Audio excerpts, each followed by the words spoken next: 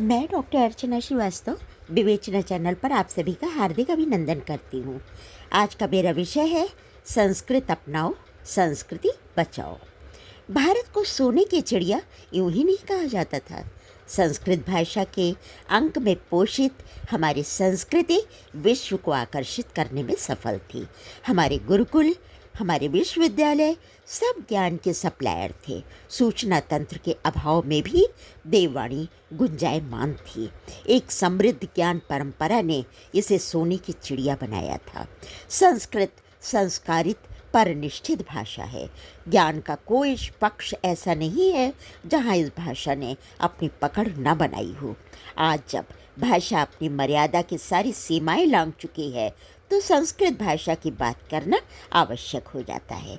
एकमात्र ये ऐसी भाषा है जिसमें निरर्थक, अमर्यादित, अश्लीलता सूचक शब्द है ही नहीं। हिंदी तक आते आते जो शब्द अमर्यादित, अश्लील कहलाने लगे, संस्कृत में वो मूलतः सुंदर अर्थ व्यक्त करने वाले हैं। आज लगता है कि संस्कृत भाषा अगर हमने अपनी जीवन शैली में अपनाई होती तो संभवतः मानसिक विकृति, वैमनस्य, ईर्ष्या, द्वेष जैसे भाव उत्पन्न ही नहीं होते। दुखद है कि अपनी संस्कृति पर कुठाराघात हमने स्वयं किया है। भारतीय जनमानस अपनी मूल जड़ को छोड़कर मुगलिया और अंग्रेजियत के चक्रव्यूह में फंस गया। शिक्षा वामपंथी विचारधारा को सौंपकर हमने जो अपराध किया है उसे पीढ़ियां नहीं भुला पाएंगी। गुरुकुल की जगह कॉन्वेंट ने लेकर ऐसी भाषा और ऐसी संस्कृति हम पर थोप दी जिसमें सिर्फ नकारात्मक विचारधारा और तोड़ने के विमर्श थे।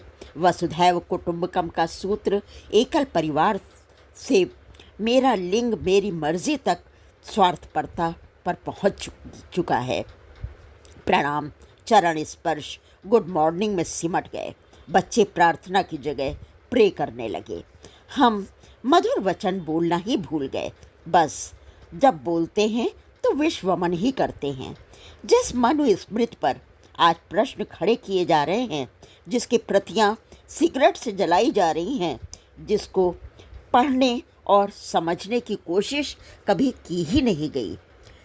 मनुस्मृति में स्पष्टता कहा गया है कि यत्र नार्यस्तु पूजन्ते रमन्ते तत्र देवता। महिलाओं की स्वतंत्रता की जो बात मनुस्मृति करती है वो विश्व के एक भी ग्रंथ में हमें नहीं मिलती। संपत्ति में भागीदारी जैसी बात भी स्त्रियों के लिए कही गई है जो किसी धर्म में नहीं बताई जाती। एक तरह से बहुत उदारवादी दृष्टिकोण मनुस्मृति का है।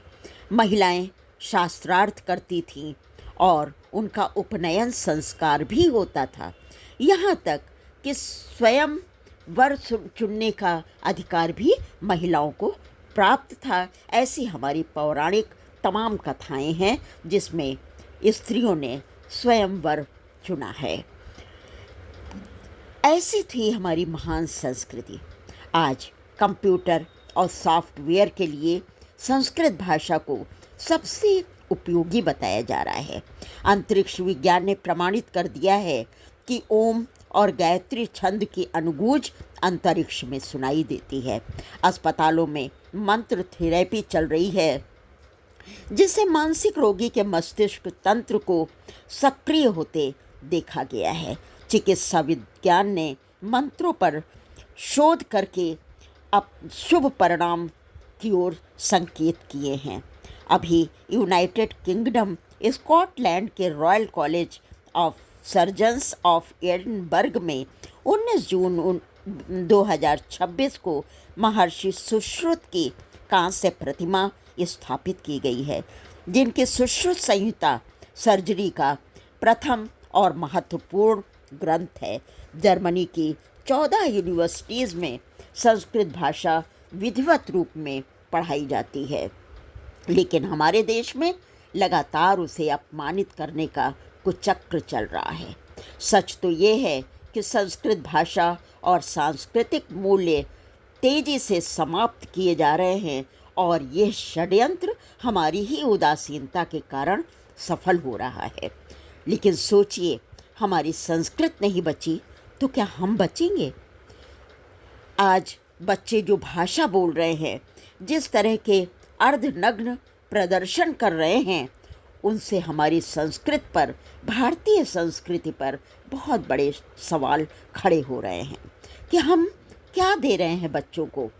आज ये सोचने की ज़रूरत है। सड़कों पर जो कुछ भी घट रहा है वो हमें शर्मसार करता है। अपनी संस्कृति के पहले अपनी भाषा को बचाइए।